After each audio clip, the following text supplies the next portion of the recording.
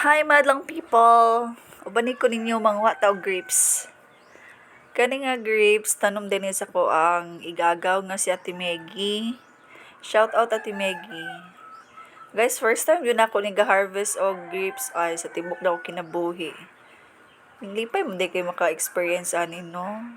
Once in a lifetime, maka-experience tawag harvest sa grapes. Lami ba ni siya ay bahala green, lamig gihapon siya. So, mato sa pikas side kay murag daghan diri og bunga. Kini siya guys, lami jud ni siya, pero naon nato tong isa og kuan, harvest kuha. Namili pug ko ana kung katong dagko kay ang uban napoy mga gagmay kaayo.